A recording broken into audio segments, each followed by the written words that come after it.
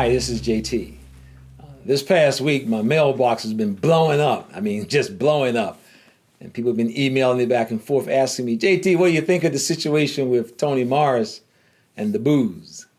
You was at Bethel. What do you think of that? And so I thought I'd just put a few thoughts together.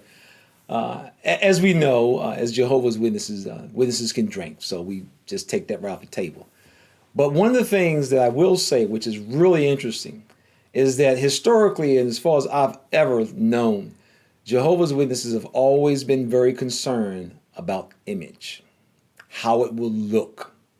And for many of us who grew up as Jehovah's Witnesses, we know that has always been, do not bring reproach on Jehovah's name. I'm really talking about the organization. Basically, you got to make the brand look good. Brand cannot be damaged. And I remember when I first saw this video, I was very surprised. I'll be real honest, I was very surprised. Because the governing body, they have access to assistants. I mean, lots of assistants. And it's often considered a very high valued position or privilege to be a governing body assistant who basically, you do the running around for them and so forth. And I was trying to ask myself, why didn't he get one of his assistants to go out and pick up his liquor?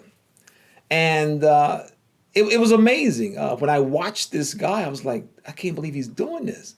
Because I'm thinking to myself, and I invite everyone who is watching this video to ask yourself, as we say, some very serious critical thinking questions.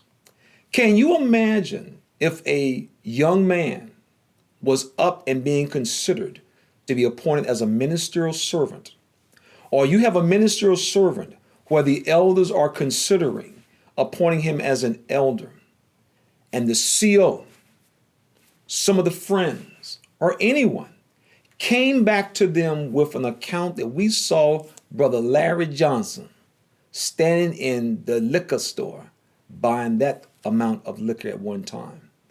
What do you think would be the chances that there would probably be an elder on that body when they had to meet together who would say, well, I don't know, brother, we might want to hold up on this one for right now. He's a good man, but we might want to give him some time. That's going to happen anywhere around the world. Why? Because that's the way Jehovah's Witnesses operate. I remember growing up in North Carolina. Myself, I had two pioneer parties. We all graduated the same year. And we became basically known as, ministers in our county. And because of that, living in the Bible Belt and knowing how people down south view ministers and alcohol, we were very, very cautious of it. In fact, all the elders I knew and practically all the brothers I knew, most of the witnesses I know and pretty much everyone, they would often go to another county to buy their liquor. Why? Because they understood that the perception of how it would be viewed. And of course, Tony did the same thing that we did. He realized I can't buy my liquor right around this area, so I got to go over. And that's what he did. And that's just what witnesses do. And the point is, it is all about trying to keep a certain perspective in the context of the image.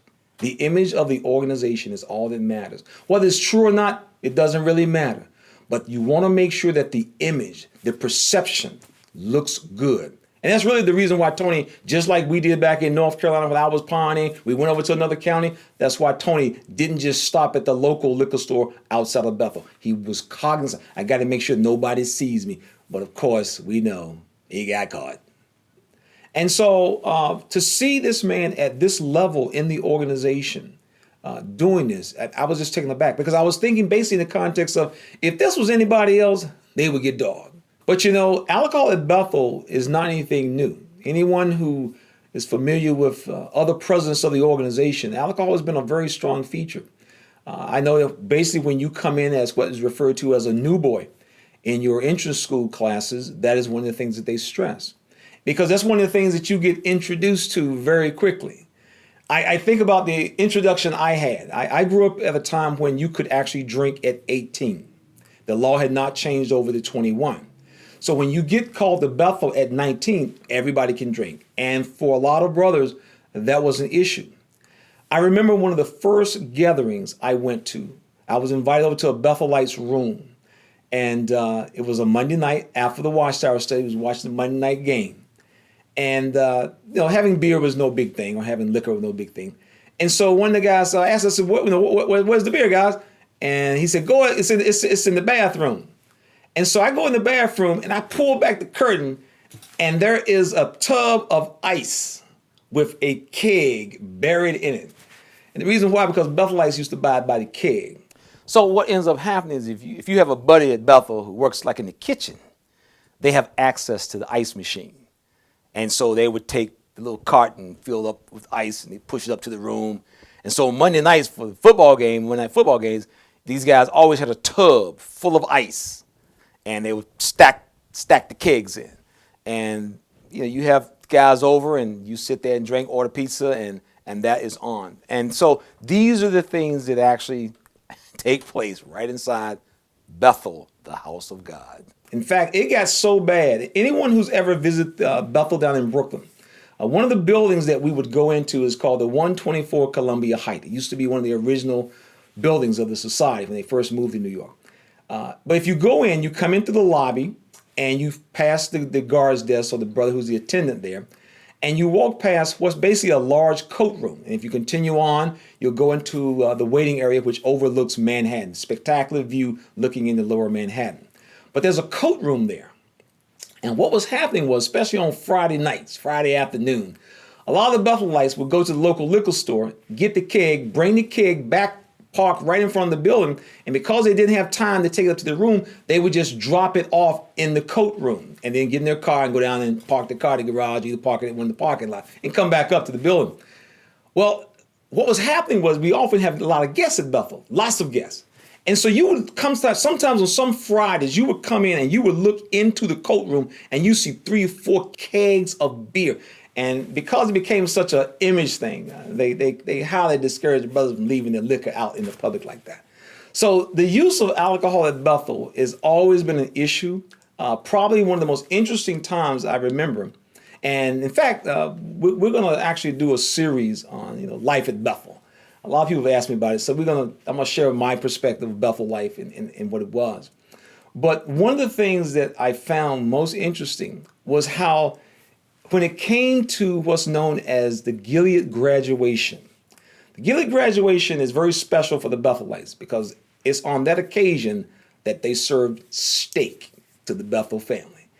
And it's interesting that there's a little process that takes place, a little thing that goes on right before the meal.